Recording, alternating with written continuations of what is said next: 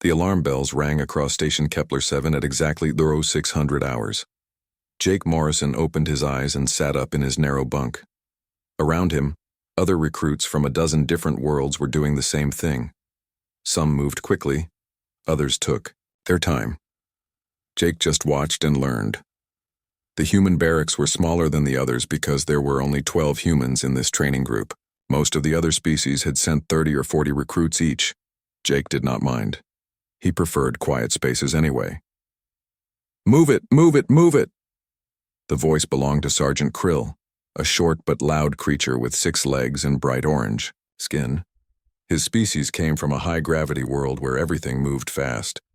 "Training hall in 10 minutes or you clean the waste recyclers for a week."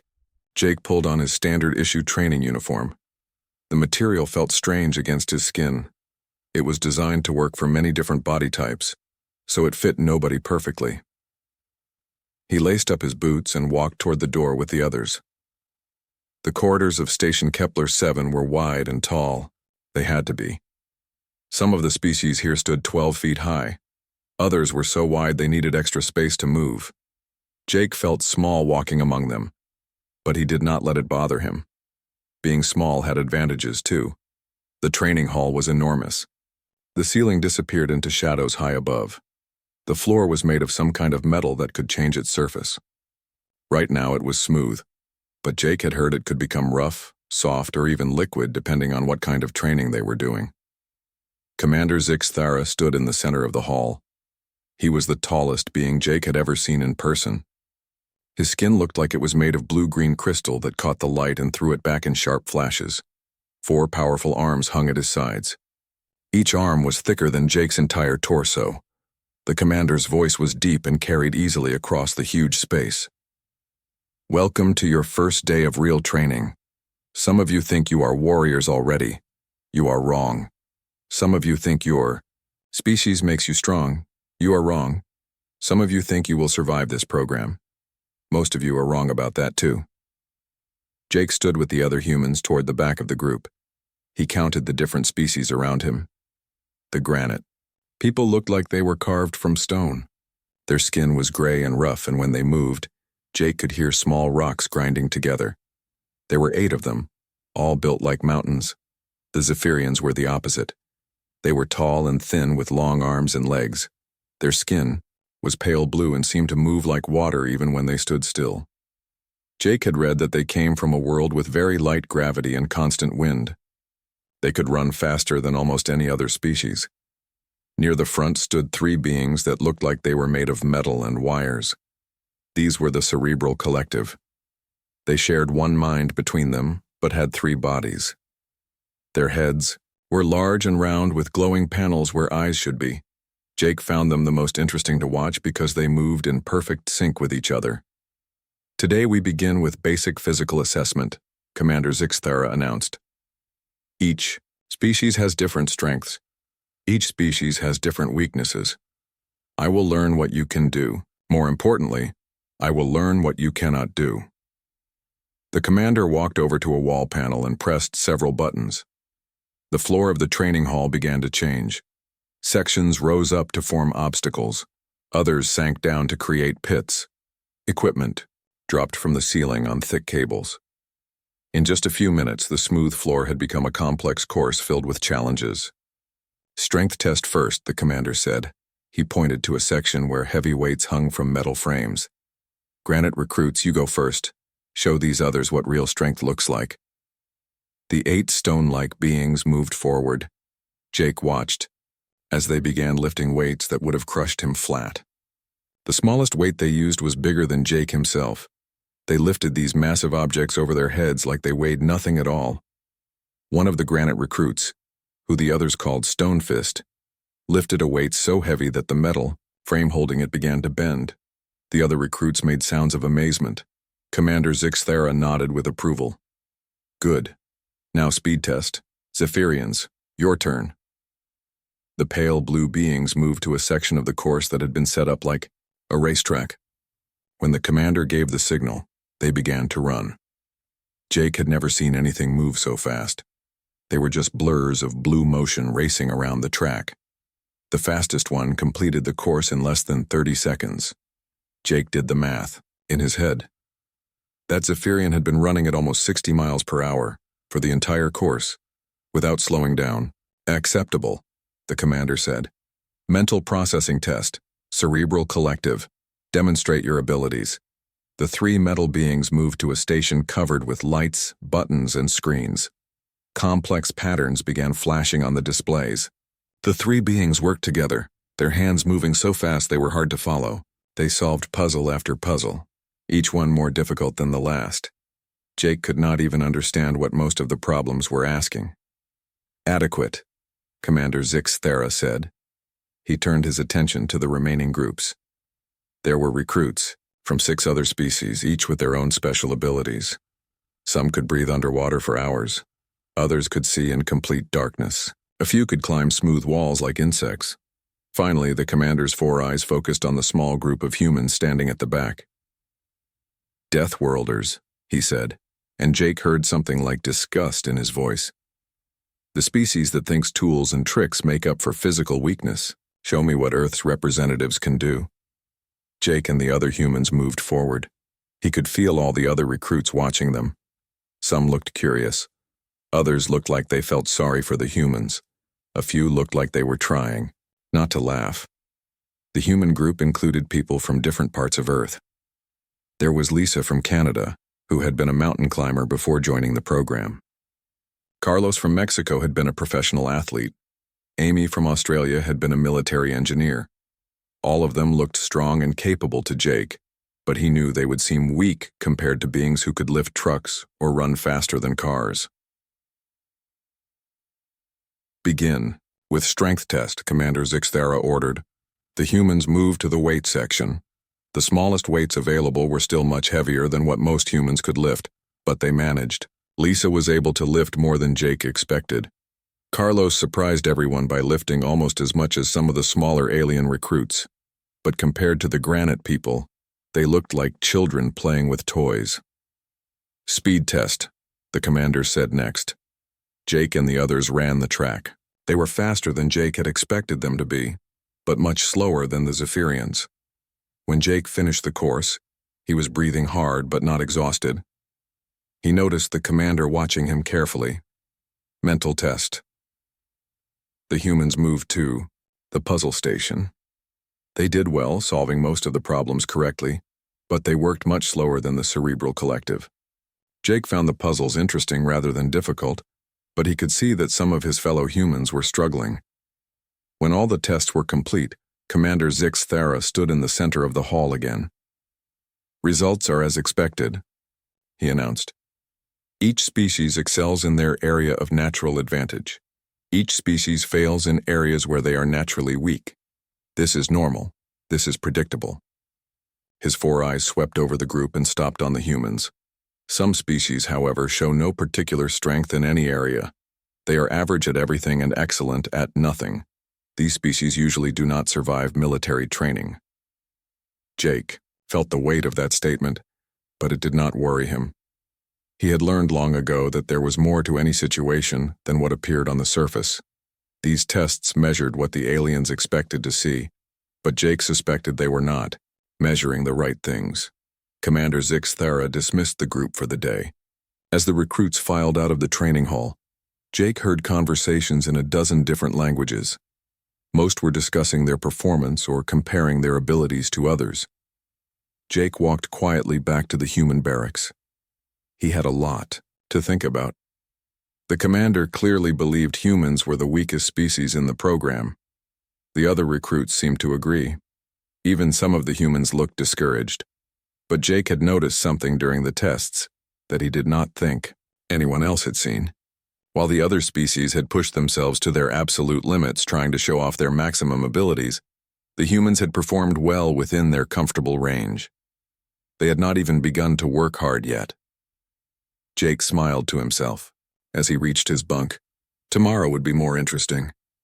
3 weeks had passed since the first day of training. Jake Morrison sat in the mess hall eating his breakfast and watching the other recruits. The food was designed to be safe for all species, which meant it tasted like nothing much. Jake did not mind.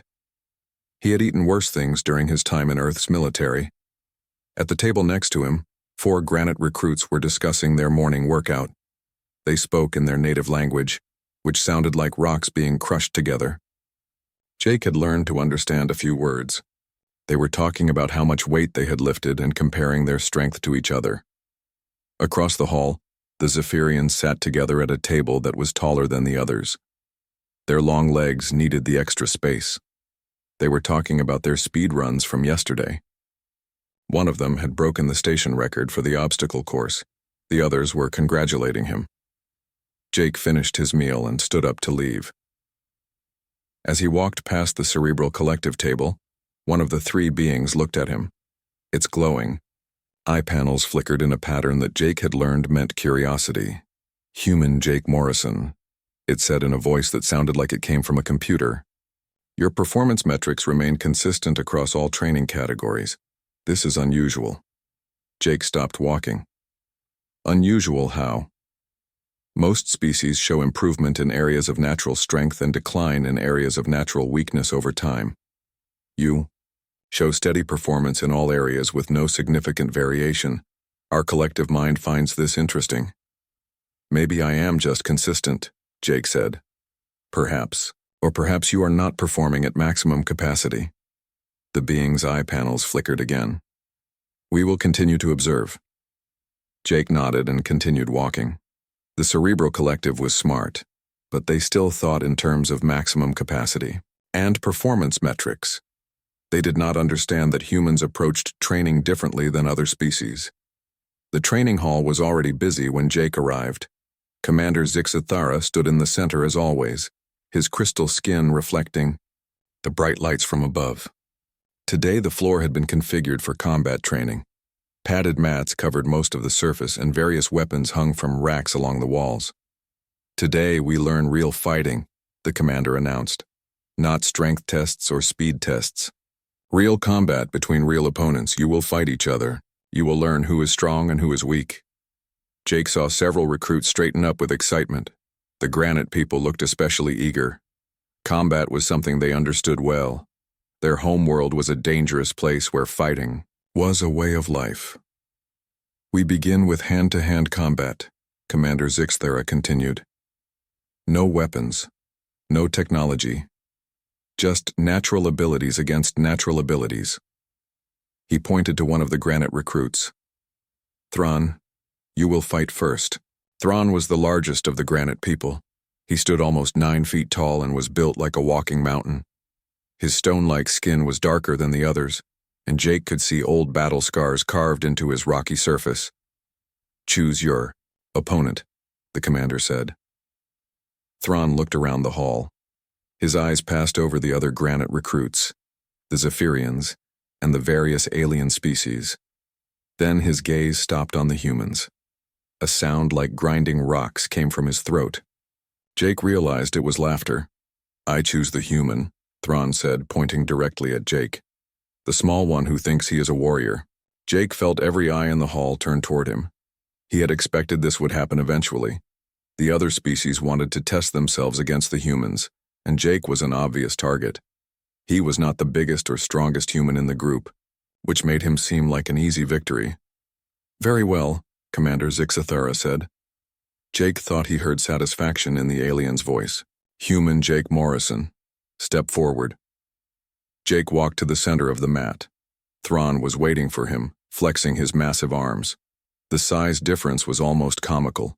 Thrawn weighed at least 3 times what Jake did, and his reach was much longer. His skin could probably stop most weapons while Jake was just flesh and bone. Combat rules are simple, the commander explained. Fight until one opponent yields or is unable to continue. No strikes to kill, no permanent damage. Begin when ready. Thrawn immediately charged at Jake like a runaway truck. His strategy was obvious. Use his size and strength to end the fight quickly. Most opponents would be crushed by such an attack. Jake stepped sideways at the last possible moment.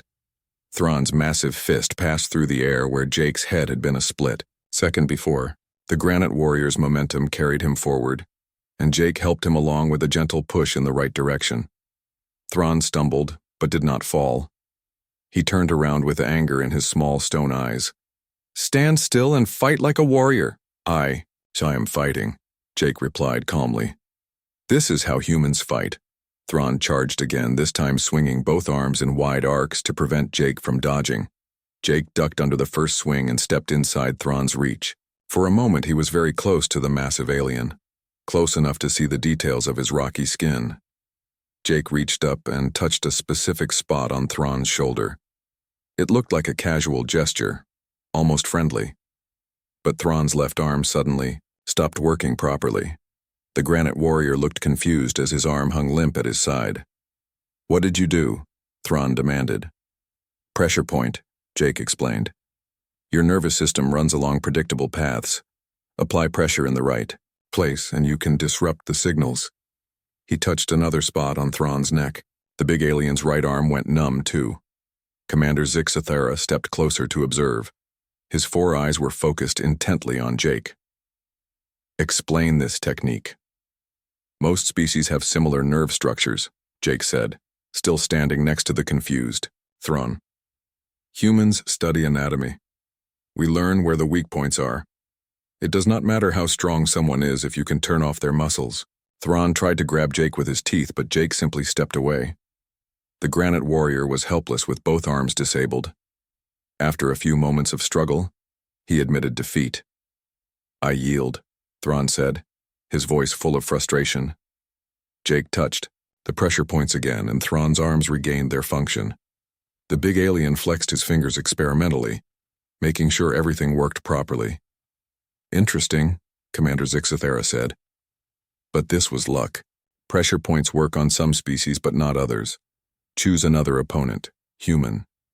Let us see how well your tricks work against different anatomy." A Zephyrian named Swift Current volunteered to fight next. She was tall and graceful, with movements like flowing water. Her species was known for speed and agility rather than raw strength. The fight began, and Swift Current immediately started moving in circles around Jake. She was so fast that she seemed to be in 3 places at once. Jake stood in the center of the mat, turning slowly to keep her in sight. Swift Current attacked with quick strikes, trying to hit Jake and retreat before he could respond. Her first few attacks connected, but Jake absorbed the impacts without much reaction. He was studying her movement patterns, learning the rhythm of her attacks. When Swift Current came in for another strike, Jake was ready. Instead of trying to match her speed, he simply stepped into the path she was going to take next. She ran directly into his outstretched arm and bounced backward, surprised. "How did you know where I would be?" she asked. "Patterns," Jake said. "You move fast, but you move in predictable ways. Humans are good at seeing patterns." Swift Current tried a different approach, varying her attacks to avoid being predictable. But Jake adapted to each change. He was not trying to match her speed. Instead, he was controlling the space around him, making it impossible for her to attack effectively. After several minutes of this, Swift Current was breathing hard. Her species was built for quick bursts of speed, not extended combat. Jake, meanwhile, looked like he could continue all day. "I yield," Swift Current said, sitting down on the mat to catch her breath. Commander Zixathera's expression had changed. He was no longer looking at Jake with dismissal. There was something else in his 4 eyes now. Curiosity, perhaps, or concern. "One more test," the commander said. "Choose an opponent with different abilities. Show me that these victories were not accidents." Jake looked around the hall. His eyes settled on one of the cerebral collective beings. "I will fight Mindsync," he said, pointing to the robotic-looking alien. Several recruits made sounds of surprise. The cerebral collective had mental abilities that most species could not defend against. They could predict their opponent's moves by reading their thoughts and intentions. Mindsync stepped onto the mat, its glowing eye panels focused on Jake with intense concentration. "We will read your combat intentions before you act on them," it said. "Physical techniques cannot overcome mental superiority." The fight began, and Jake immediately felt a strange sensation in his head. It was like someone was trying to look through his thoughts. Mindsync was attempting to scan his mind to predict his next move. Jake did something that surprised everyone, including himself. He started thinking about completely random things. He thought about what he had eaten for breakfast. He remembered a song from his childhood. He calculated math problems in his head. He filled his mind with so much random noise that MindSync could not find his actual combat intentions. While the alien struggled to read his chaotic thoughts, Jake moved forward, with simple basic attacks. Jake Morrison woke up before the alarm bells rang. He had been thinking about today's training session all night. Commander Zixathera wanted to test him personally, and Jake knew that meant serious trouble. The alien instructor had trained warriors for 30 years. He would not be as easy to handle as the other recruits. The mess hall was quieter than usual when Jake arrived for breakfast. Word had spread about his fights yesterday. Some recruits watched him with new respect. Others looked suspicious, like they thought he had cheated somehow. The humans at his table seemed nervous. "You sure you know what you are doing?" Lisa asked quietly. She was the Canadian mountain climber, and Jake had learned to trust her judgment. "That alien instructor looks like he could break you in half without trying." He probably could, Jake agreed, eating his tasteless breakfast. But breaking things is not always the best way to win a fight. Carlos, the former athlete from Mexico, shook his head. "Man, you better be careful today. That crystal guy has been staring at you like you are some kind of puzzle he wants to solve." Jake had noticed the stares too. Commander Zixathera had been watching him more closely ever since the combat demonstrations. The alien's 4 eyes seemed to follow Jake wherever he went. It was not a comfortable feeling. After breakfast, Jake made his way to the training hall, but instead of the usual crowd of recruits, he found only Commander Zixathera waiting for him. The enormous space felt different when it was empty. Jake's footsteps echoed off the high ceiling as he walked toward the center. "Human Jake Morrison," the commander said as Jake approached. "Today we will have a private lesson, just you and me. No other recruits to watch, no distractions." Jake nodded. He had expected this. "What kind of lesson, sir?" Commander Zixathera walked over to a control panel on the wall. He pressed several buttons and the floor of the training hall began to change. Sections rose and fell, creating a complex landscape of obstacles, platforms, and barriers. The ceiling opened up, revealing equipment that Jake had never seen before. "This is the Advanced Assessment Chamber," the commander explained. "We use it to test experienced warriors before they graduate to active duty. Today you will attempt to complete the full course." Jake looked around at the transformed space. The obstacles were much more challenging than anything they had used in regular training. Some of the jumps looked impossible. The climbing sections went up so high that he could barely see the top. Equipment hung from cables that swayed dangerously in the artificial wind that had started blowing through the chamber. "What are the rules?" Jake asked. "Simple," Commander Zixathera replied. "Complete the course without giving up. There is no time limit.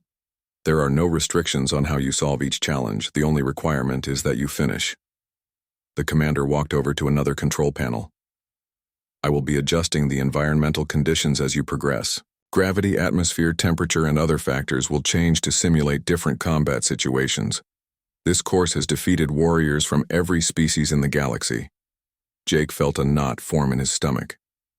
This was not just a test of his abilities. This was Commander Zixathera trying to find his breaking point. The alien wanted to see Jake fail, to prove that humans were weak after all. "Begin when ready," the commander said. Jake walked to the starting line and looked at the first obstacle. It was a wall about 20 feet high with no obvious handholds. The surface was smooth and looked slippery. Other species might be strong enough to jump that high or fast enough to run up the wall, but Jake would have to find a different approach. He studied the wall carefully, looking for any advantage he could use. After a moment, he noticed that the base of the wall was not perfectly flush with the floor. There was a tiny gap just wide enough for his fingers. Jake lay down on his back and slid his feet into the gap. Then he pressed his back against the wall and began to inch his way upward. It was a technique called chimney climbing that human rock climbers used in narrow spaces. Slow and difficult, but it worked. Commander Zixathera watched with interest as Jake slowly worked his way up the wall. "Unusual technique," he commented, "but effective. When Jake reached the top of the wall, he found the next challenge waiting. It was a series of platforms separated by gaps that were too wide to jump. The platforms were also moving, swinging, back and forth like pendulums. Jake timed the movement of the platforms and waited for the right moment. Instead of trying to jump the full distance, he leaped to a cable that hung between two platforms. He swung from cable to cable, using his momentum to carry him across the gaps. Creative problem solving, the commander noted. Most warriors try to jump directly from platform to platform. They usually fall. The third obstacle was a climbing section that went straight up for about 50 feet. The handholds were small and placed far apart. Jake began climbing steadily, testing each hold before trusting his full weight to it. Halfway up, Commander Zixthara activated one of his environmental controls. The gravity in the chamber suddenly increased. Jake felt like he now weighed twice as much as normal. His muscles strained against the extra weight, but he did not stop climbing. Jake adjusted his technique to compensate for the heavier gravity. He moved more slowly and carefully, making sure each movement was efficient. When he reached the top of the climbing section, he was breathing harder, but not exhausted. "Impressive adaptation," Commander Zixthara said. "Let us see how you handle this next challenge." The fourth obstacle was a maze filled with moving barriers. The barriers swung back and forth at different speeds, creating a constantly changing pattern. Jake would have to time his movement perfectly to avoid getting crushed. As Jake entered the maze, the commander activated another environmental control. The temperature in the chamber began to rise. Within minutes, it felt like being inside an oven. Sweat began pouring down Jake's face, but he kept moving through the maze. Jake noticed that the moving barriers followed a repeating pattern. Even though there were dozens of them moving at different speeds, the overall sequence repeated every few minutes. He memorized the pattern and used it to navigate through the maze without getting hit. "Excellent pattern recognition," the commander observed. "But we are just getting started." The fifth obstacle was a balance beam that stretched across a deep pit. The beam was only a few inches wide and appeared to be made of the same slippery material as the first wall. Worse, the commander had activated artificial wind that was trying to blow Jake off the beam. Jake got down on his hands and knees and crawled across the beam. It was not elegant, but it was safe. Some problems required practical solutions rather than impressive ones. As Jake completed obstacle after obstacle, Commander Zixthara continued to make the environment more difficult. The gravity increased again. The temperature rose even higher. The artificial wind became stronger. The lights dimmed until Jake could barely see where he was going, but Jake adapted to each change. When the gravity got too heavy for normal movement, he started using techniques that required less lifting of his own body weight. When the temperature became dangerous, he slowed down to avoid overheating. When the wind threatened to blow him around, he stayed low and moved carefully. Hours passed. Jake had completed more than 20 obstacles, and there were still more ahead. His training uniform was soaked with sweat. His muscles ached from the heavy gravity. His throat was dry from the hot air. But he kept going. Commander Zixthara had stopped making comments. He was watching Jake with intense concentration, adjusting the environmental controls to make each challenge harder than the last. The alien seemed to be testing something specific, but Jake could not figure out what it was. The obstacles kept coming. A rope climb in zero gravity. A puzzle that had to be solved while hanging upside down. A narrow tunnel that Jake had to crawl through while electrical shocks tried to stop him. Each challenge was designed to push him beyond what should be possible for a human. But Jake refused to give up. Every time the commander made things harder, Jake found a way to adapt. When his muscles got tired, he used techniques that required less strength. When the environment became hostile, he adjusted his approach to minimize the danger. After 6 hours, Jake reached what appeared to be the final obstacle. It was a simple door marked with symbols he did not recognize. "Commander." Zixthara stood next to a control panel, his 4 eyes fixed on Jake with an expression that was hard to read. "This is the last test," the commander said quietly. "Beyond that door is a combat simulation. You will face an opponent designed to counter everything you have shown me so far. It knows your techniques. It has studied your fighting style. It is faster, stronger, and smarter than you are. Jake looked at the door and then back at the commander. What happens if I lose? You will not lose, Commander Zixthara said, and there was something strange in his voice. That is what I have been trying to understand. How is it possible that you have not lost yet? Jake wiped sweat from his forehead and thought about the question. Maybe I have not been trying to win, he said finally. Maybe I have just been trying not to lose. There is a difference. The commander's crystal skin flickered with reflected light. Explain. Most warriors try to defeat their enemies, Jake said. They focus on being stronger or faster or smarter than their opponent. Jake Morrison stepped through the doorway into complete darkness. The door sealed shut behind him with a soft hiss, cutting off the light from the training chamber. He stood perfectly still and listened. Something was moving in the darkness ahead of him, something big and dangerous. His eyes began to adjust to the lack of light. Slowly, shapes started to appear in the gloom. He was in a large circular room with walls that seemed to absorb light rather than reflect it. In the center of the room stood his opponent. It was a combat robot, but unlike any machine Jake had ever seen. The robot was built to look like a perfect warrior. It had the height and reach of a granite fighter, the speed and agility of a Zephyrian, and the multiple arms of a Vorthan like Commander Zixthara. Its body was made of some kind of black metal that seemed to flow like liquid. Combat simulation activated, the robot said in a voice that sounded like grinding metal. Opponent analysis complete. Human fighting style cataloged. Weakness patterns identified. Engaging target. The robot moved faster than anything Jake had faced before. It crossed the room in a blur of motion, its multiple arms striking from different angles at the same time. Jake barely managed to dodge the first attack, rolling sideways just as metal fists smashed into the floor where he had been standing. Jake tried to use the same pressure point techniques that had worked on Thrawn, but the robot had no nervous system to disrupt.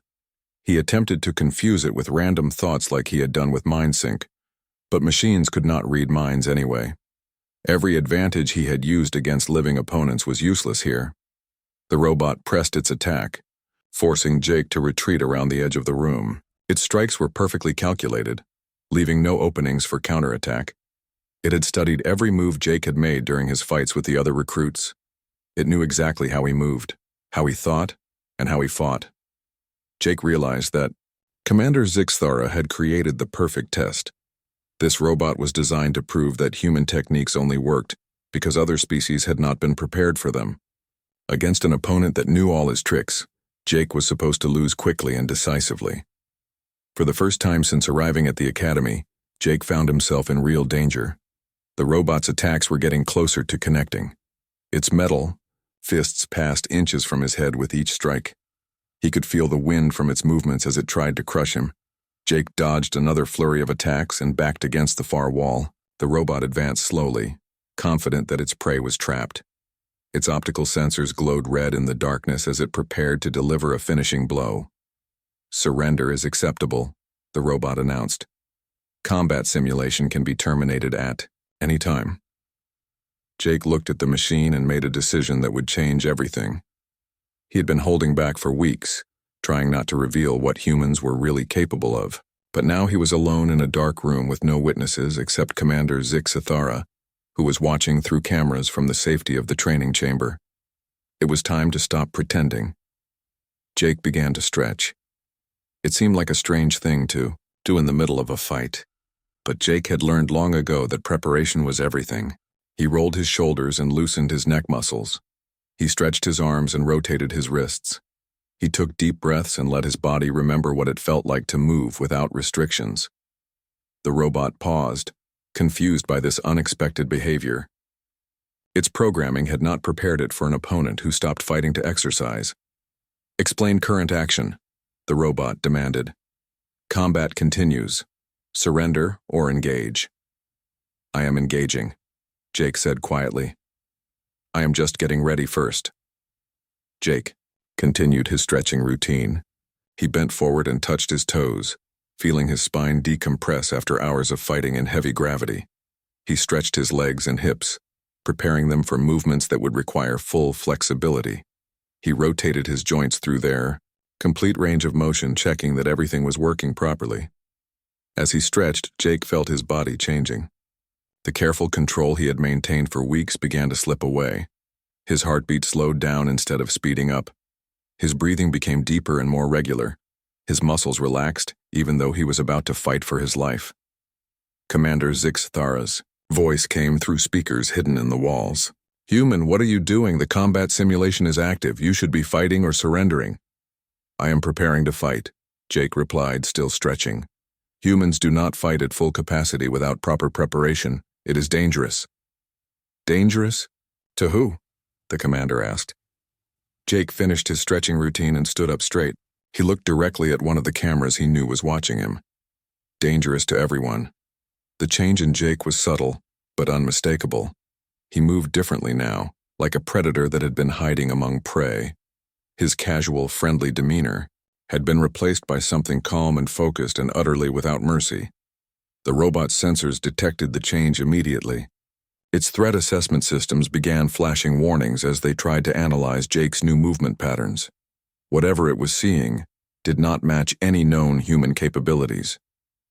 Jake approached the robot with steady, measured steps. His movements were still human, but they carried a confidence and precision that had not been there before. The robot raised its multiple arms to attack, but something made it hesitate. When the robot finally struck, Jake was no longer where it expected him to be.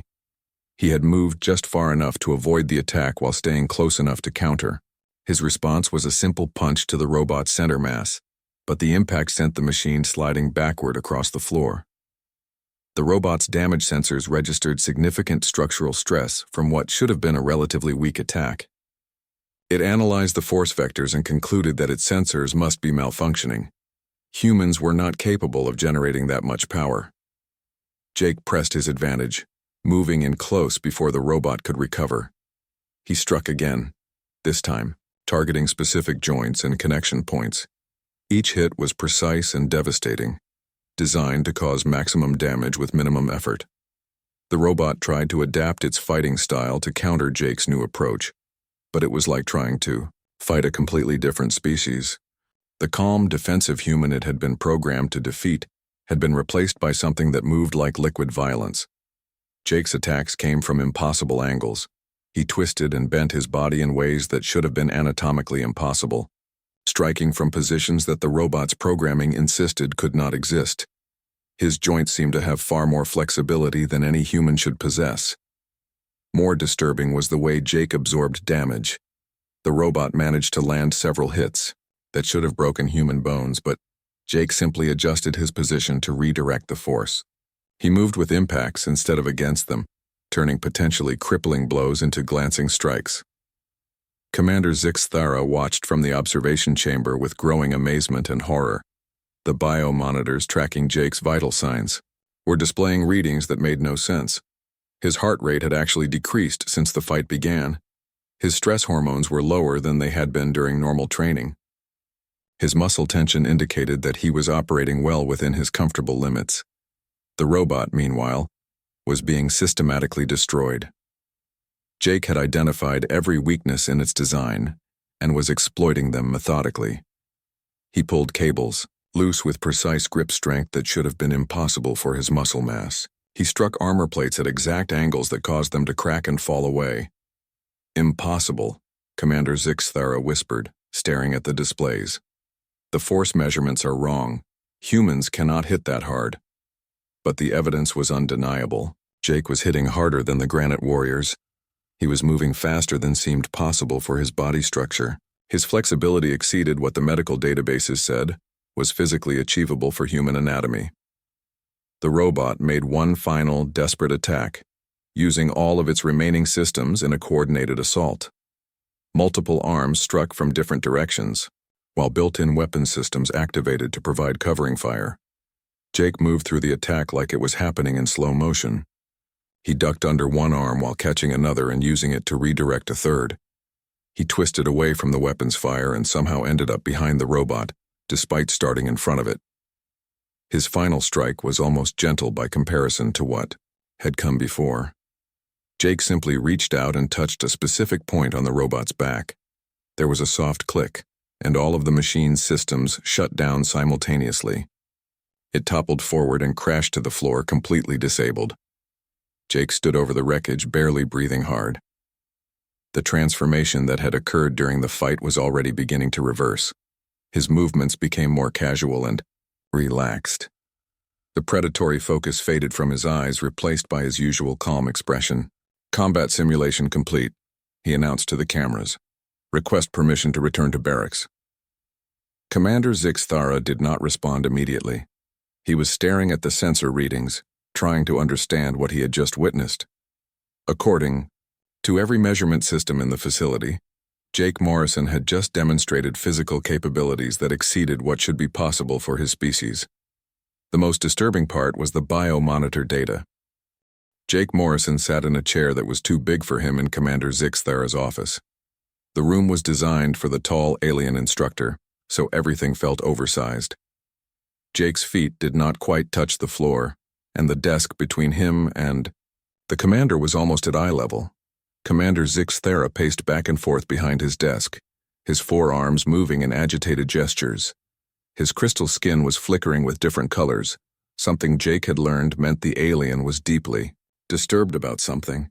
"Explain," the commander said finally, stopping his pacing to stare down at Jake. "Explain how you destroyed a combat robot designed to be superior to you in every possible way." Jake considered his answer carefully. He had known this conversation would come eventually, but he had hoped to avoid it for a few more weeks. Now there was no choice but to tell the truth. "The robot was superior to the version of me that you have been observing," Jake said. "But that version was not complete." "What do you mean, not complete?" Jake leaned back in the oversized chair. "Commander, what do you know about human biology?" "Enough," Zixthara replied. "Humans are carbon-based life forms from a high-gravity death world. Average strength, average speed, average intelligence. You compensate for physical limitations through tool use and group tactics." "That information is not wrong," Jake said. "But it is not the whole story either." Commander Zixthara activated a holographic display that showed detailed scans of human anatomy. "Our medical databases are comprehensive. We know exactly what humans are capable of." Jake stood up and walked over to the display. He pointed to an image of human muscle structure. "Do you see anything unusual about this?" The commander studied the image carefully. "Standard mammalian muscle groups, nothing exceptional." "Look closer," Jake said. "Pay attention to the density and the way the fibers are arranged." Zixthara enhanced the image, showing individual muscle fibers in detail. After a moment, his four eyes widened with surprise. "The muscle density is much higher than our records indicate, and the fiber arrangement is extremely efficient for power generation. Human muscles are built for endurance first and power second," Jake explained. "But when we need power, we can produce much more than other species expect." Jake pointed to another part of the display. "Look at the skeletal structure." The commander examined the bones shown in the hologram. "Higher density than most species, designed to withstand significant stress, but this does not explain your flexibility during the fight." "Human bones are not rigid like most species," Jake said. "They have some flexibility built in, and our joints are designed for extreme range of motion. We evolved on a world where survival meant being able to adapt to any situation." Commander Zixthara brought up another image, this one showing the human nervous system. "What about this? Your reaction times during combat exceeded what should be possible." Jake smiled slightly. "That is where things get interesting. Human nervous systems have built-in safety controls. Our brains limit how much strength and speed we can use to prevent us from damaging ourselves." "Safety controls?" "Think of it like a speed governor on a vehicle," Jake explained. "The engine might be capable of going much faster, but the governor keeps it at a safe speed to prevent damage. Human bodies work the same way." The commander's crystal skin flickered with confusion. "But during the fight you exceeded those limits." "How?" "Training. Jake said simply. Humans can learn to temporarily disable some of those safety controls. We call it accessing our reserves. Commander Zixathara sat down heavily in his chair. You mean you have been operating at reduced capacity this entire time? Not just me, Jake said. All of the humans in the program. We were told to keep a low profile and not reveal our full capabilities unless absolutely necessary. The alien instructor was quiet for a long moment, processing this information. Finally, he asked, "What else can you do?" Jake walked back to his chair but did not sit down. Instead, he began to stretch again, just as he had done before fighting the robot. Would you like a demonstration? Here, in my office? Nothing destructive, Jake assured him. Just some basic exercises to show you what human bodies are really designed for.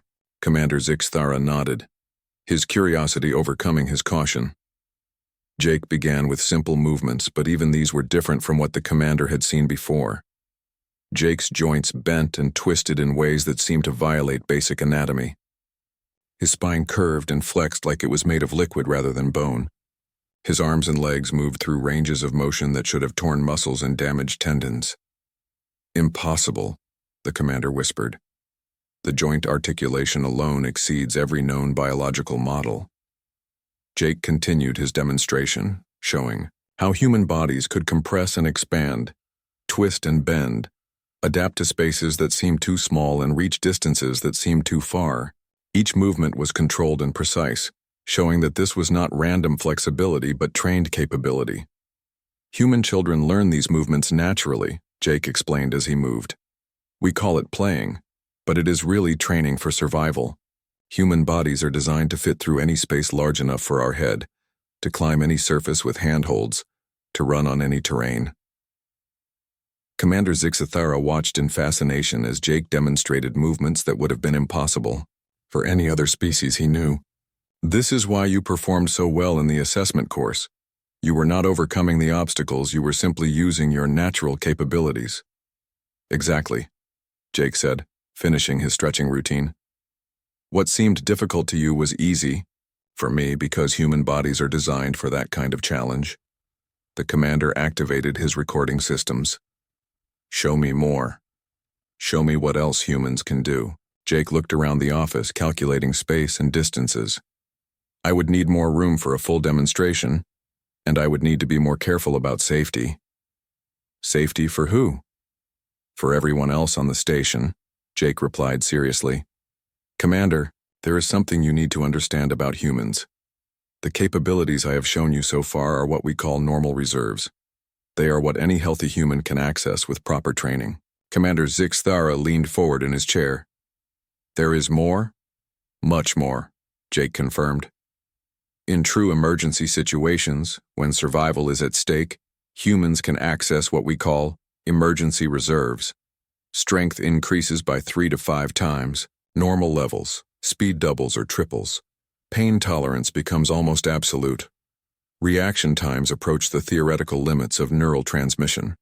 The alien instructor's skin went completely white, all color draining from his crystal surface. How is that possible? Adrenaline and other emergency hormones override the normal safety controls, Jake explained. The human body can operate at levels that cause damage, but survival becomes more important than preventing injury. Wonder. Zixathara stood up and walked to his window, which looked out over the training areas of the station. Below, alien recruits from a dozen species were practicing their combat techniques, pushing themselves to their limits. All this time, the commander said quietly, I thought I was training the finest warriors in the galaxy. But you humans have been holding back so much that you made my other students look impressive by comparison. That was not our intention, Jake said. We were trying to learn about other species and avoid causing diplomatic problems. Humans prefer cooperation to confrontation when possible. The commander turned back to face Jake. But when cooperation is not possible? Jake's expression became serious. Then we do whatever is necessary to survive. That is what humans are really good at, Commander. Not being the strongest or the fastest or the smartest. We are good at surviving when survival should be impossible. Commander Zixathara walked back to his desk and sat down. He looked smaller somehow, despite his impressive size.